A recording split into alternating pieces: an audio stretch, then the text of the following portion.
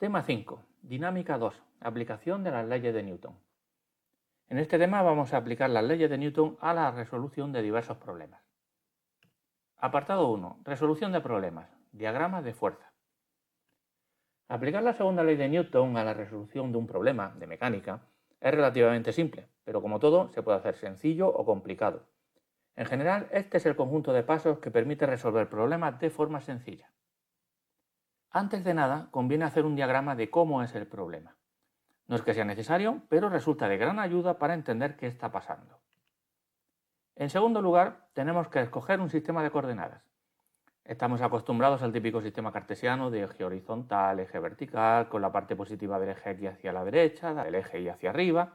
Vale, es lo que usamos cuando no queremos complicarnos la vida, como el fondo de pantalla del ordenador por defecto.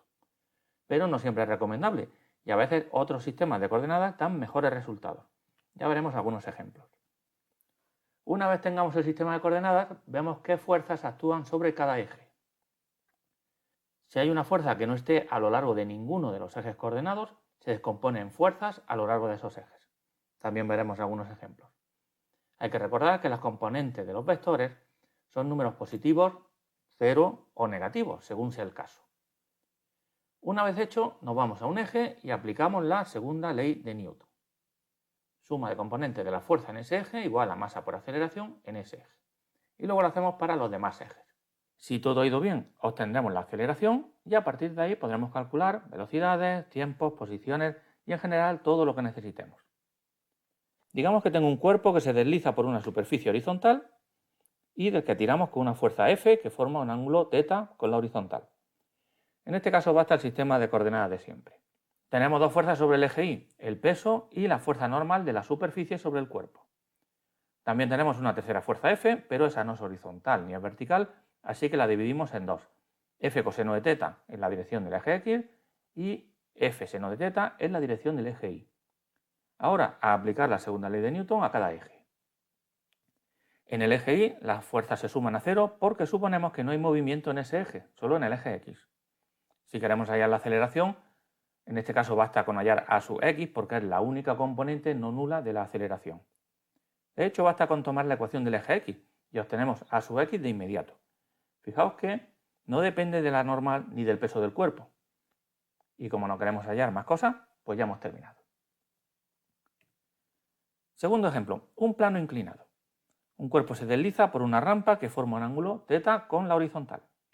En este caso tenemos dos fuerzas, la normal y el peso, y si tomamos el sistema de coordenadas habitual, tendremos que descomponer la normal n en componente x y componente y, luego sumamos vectorialmente para obtener a sub x y a sub y, hay que relacionar a sub x con a sub y de forma que el cuerpo se mueva a lo largo de la rampa, y después hay que hacer un montón de simplificaciones, sacar términos comunes, bla bla bla.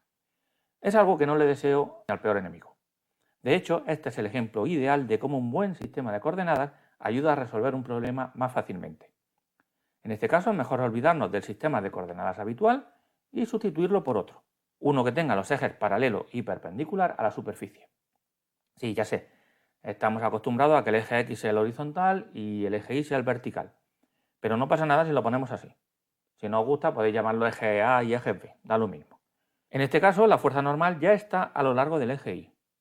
El peso no, pero podemos descomponerlo en dos, uno sobre el eje X y otro sobre el eje Y. En este caso suele haber confusión sobre si el ángulo que forma el peso con la vertical de la rampa es θ o es 90 grados menos θ, pues es θ. Pues escribamos la segunda ley de Newton por componentes. Y fijaos que la aceleración la sacamos directamente de la primera ecuación. Aceleración igual a g por seno de θ. Ya está, hemos terminado casi antes de empezar. Este es el segundo caso en el que no necesitamos las ecuaciones de los dos ejes, solo de uno. No os malacostumbréis porque esto no sucede siempre. Ejemplo número 3. Un cuerpo sujeto por dos cables. En este caso el sistema está en equilibrio y no se va a mover, de forma que la aceleración en todos los ejes es cero. Aquí las fuerzas con las que tiran las cuerdas del objeto se representan por T1, T2 y son lo que llamamos fuerzas de tensión o simplemente tensiones. Pero antes de ver las ecuaciones, vamos a ver algo de cine. Porque nunca sabes cuándo un lunático puede salir con una oferta sádica. Dejar morir a la mujer que amas ¡Oh, que sufran los niños!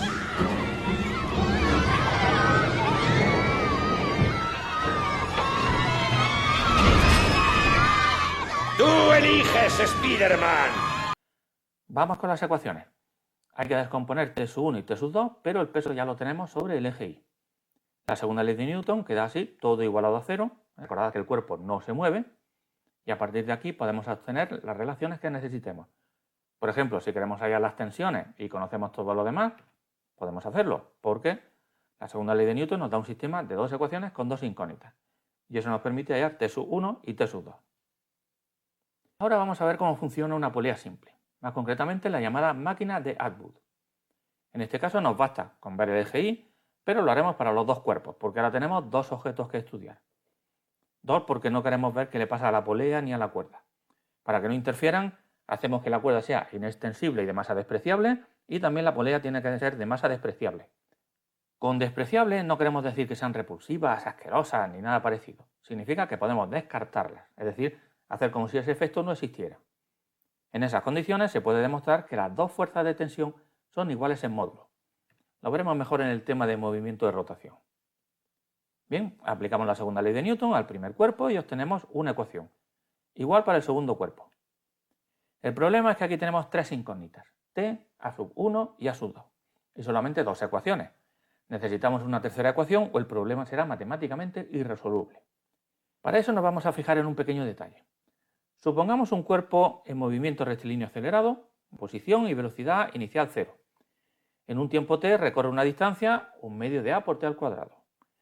Hasta ahora nos hemos fijado en la dependencia de la aceleración con el tiempo, pero hoy nos vamos a fijar en la dependencia entre la aceleración y la distancia recorrida.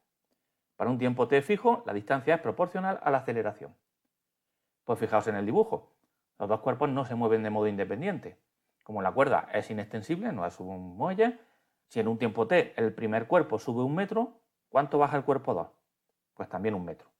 Así que si la distancia es proporcional a la aceleración y los dos cuerpos recorren la misma distancia, en valor absoluto, en el mismo tiempo, la conclusión es que sus aceleraciones son iguales, por lo menos en módulo.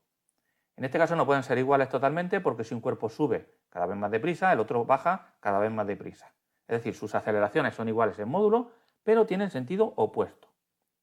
Y ahí tenemos nuestra tercera ecuación. Fijaos en la solución que sale.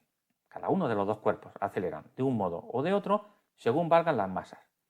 Si el cuerpo 1 tiene más masa, su aceleración, según esa ecuación, es negativa, lo que significa que el cuerpo 1 baja.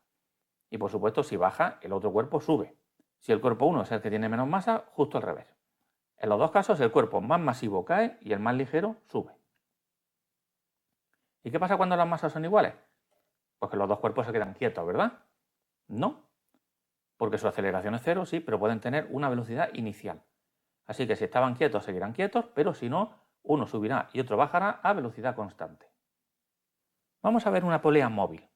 Sirve para cambiar la dirección en la que hacemos una fuerza, de forma que sea más cómodo hacerla, pero también sirve para reducir esa fuerza. Fijaos en el cuerpo de masa m. Vamos a suponer, por comodidad, que tiramos de él de forma que suba a velocidad constante. Como antes, suponemos poleas de masa despreciable y cuerdas inextensibles.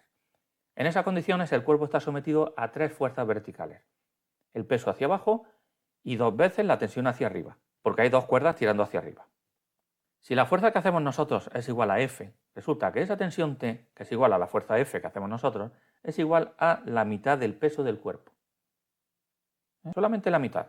Eso hace que resulte más fácil tirar del cuerpo, porque la polea móvil actúa como un duplicador de fuerzas. Podemos complicar más esta idea y crear una polea múltiple, que sirva para multiplicar el efecto de la fuerza que hacemos. De esa forma, una persona o una máquina puede subir un peso varias veces superior a la fuerza que hace. Aquí tenemos un ejemplo de película. ¡Bájenlo ahora! ¡Proa y pompa a la vez! ¡Vamos, muchachos! ¡Cuidado con el cabrestante! ¡Suelten ambos lados a la vez! ¡Con cuidado! ¡Cuidado! ¡Despacio, despacio! ¡Vayan soltando! ¡Bajen el lado izquierdo! ¡Bajen el lado derecho! ¡Solo el lado derecho! ¡Solo el lado derecho! ¡Retengan el lado izquierdo! ¡Bájenlo más! ¡Eso es! ¡Ahora los dos a la vez! ¡Con cuidado! Y para que lo veáis mejor, aquí tenéis un par de imágenes del Camino de Ronda en Granada cuando estaba levantada por las obras del metro. Parecía que no iban a acabar jamás, pero al fin terminaron. Bueno, más vale tarde que nunca. Gracias a eso, ahora tenemos el metro y también tenemos muchos ejemplos de poleas múltiples. El próximo ejemplo nos va a mostrar qué pasa cuando tenemos un sistema de referencia no inercial. Supongamos un vehículo que acelera. Mientras lo hace, un péndulo que hay colgado del techo del vehículo abandona la vertical y el hilo forma un ángulo θ con esa vertical.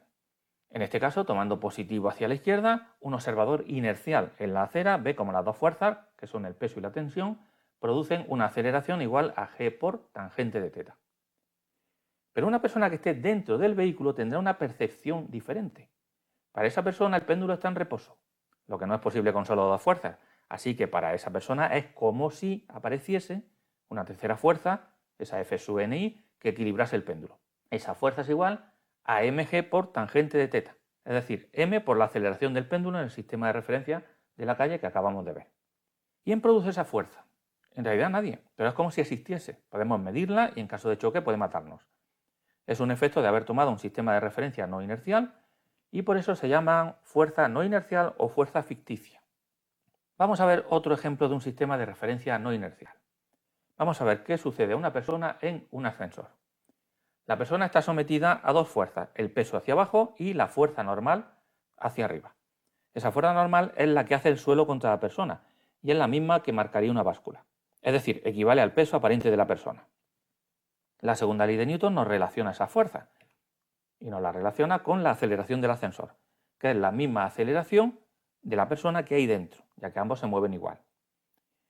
En este caso, en lugar de despejar la aceleración, vamos a despejar la fuerza normal, porque es lo que nos interesa ahora, ya que es el peso aparente que siente la persona, lo que marcaría una báscula, repito, si estuviera subido en una báscula ahora mismo. Esa persona está en un ascensor acelerado, es decir, un sistema de referencia no inercial. ¿Qué es lo que nota? Primero, supongamos que el ascensor está a velocidad constante. Puede que esté en reposo, que suba o que baje. En cualquier caso, si A es igual a 0, resulta que la fuerza normal es igual a mg. Es decir, el peso aparente de la persona coincide con su peso real. Pero supongamos que el ascensor está en reposo y de repente arranca en sentido hacia arriba. Durante esa arrancada hay una aceleración hacia arriba. En ese caso, la ecuación nos dice que la normal, es decir, el peso aparente, es mayor que el peso real. Si el ocupante del ascensor estuviera de pie sobre una báscula, vería que de repente marca una cantidad mayor. Por eso, cuando el ascensor empieza a subir, nos parece como si alguien tirase de nosotros hacia abajo, como si nuestro peso hubiera aumentado. Se debe al efecto del sistema de referencia no inercial del ascensor. En realidad nadie nos está empujando. Si sucede al revés, es decir, si el ascensor de repente se mueve hacia abajo, ahora tendríamos aceleración negativa. Eso significa que el peso aparente es menor que el real y al ocupante le parece pesar algo menos. En la práctica, estos dos ejemplos últimos son difíciles de observar, porque los ascensores precisamente se diseñan para que las aceleraciones sean pequeñas y no molesten mucho. Ahora llega mi ejemplo favorito. Hoy el pasajero del ascensor no tiene suerte, porque el cable se rompe, falla los sistemas de retención y el ascensor cae, en primera aproximación, en caída libre, sin rozamiento, vamos a suponer. En ese caso, la aceleración del ascensor será igual a menos g. ¿Y qué le pasa al peso aparente del ocupante? Pues que se hace cero. Durante la caída experimenta una ingravidez aparente y comienza a flotar, como si alguien hubiera apagado la gravedad.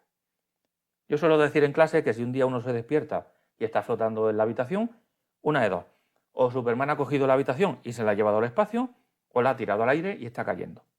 Si no hay rozamientos por el aire, la única diferencia entre ambos casos es que en el segundo caso al ocupante le quedan unos segundos de vida antes de morir despachurrado. Pero no se puede distinguir una situación de la otra. Hay muchos casos similares al del ascensor. La Estación Espacial Internacional es un buen ejemplo. Allí no es que no haya gravedad, sí que la hay, y en realidad está cayendo hacia la Tierra. Pero como también se mueve lateralmente, nunca se acerca a la superficie. Pero quitado eso, la estación espacial es poco más que un ascensor con pretensiones. También hay atracciones de feria, por supuesto, que juegan con el peso aparente, sea para aumentarlo o para disminuirlo. Y hay un avión de la NASA que simula la ingravidez aparente del espacio haciendo trayectorias parabólicas, lo que en la práctica viene a ser como un ascensor que sube y baja mientras se desplaza horizontalmente. Fijaos si será realista que a ese avión de la NASA lo llaman el cometa del vómito. Ya podéis imaginaros por qué. Como último ejemplo, al menos por ahora, vamos a estudiar el movimiento de dos cuerpos, un poco como la máquina de Atwood, pero un poquito más compleja. En este caso he escogido dos sistemas de coordenadas distintos para los cuerpos 1 y 2. ¿Por qué? Pues por dos motivos, porque quiero y porque puedo. Puedo porque está permitido escoger el sistema de coordenadas independientemente para cada cuerpo, no tienen por qué ser el mismo. Y quiero porque, fijaos, esperamos que el cuerpo 1 acelere hacia la derecha y el 2 acelere hacia abajo. Si es así, al escoger esos dos sistemas de coordenadas, tanto la aceleración A1 como la A2 no solo serán iguales en módulo, como en el caso de la máquina de Atwood, sino en este caso también en signo. Vamos allá. Planteemos las ecuaciones para los dos cuerpos, eje X y eje Y. Bueno, para el cuerpo 2 no hay que ver qué pasa en el eje X porque ahí no pasa nada. Los otros ejes nos dan tres ecuaciones. Tenemos cuatro incógnitas, la tensión, la fuerza normal y las dos aceleraciones. Pero como en este caso A1 es igual a A2 también en signo, en realidad son cuatro ecuaciones. No hay más que despejar y podemos obtener, por ejemplo, la aceleración y la tensión de la cuerda. Por cierto, fijaos que la segunda ecuación, n menos m1 g igual a 0, en realidad aquí no nos ha servido. Lo único que hace es estorbar, porque sí, es una nueva ecuación, pero nos mete una nueva incógnita, la normal, que ni necesitamos ni vamos a usar para nada. Podríamos haber prescindido de esa ecuación y se la ha puesto por completud. Como veis, no toda la información que nos da la segunda ley de Newton es útil, y a veces obtenemos más datos de otras ecuaciones.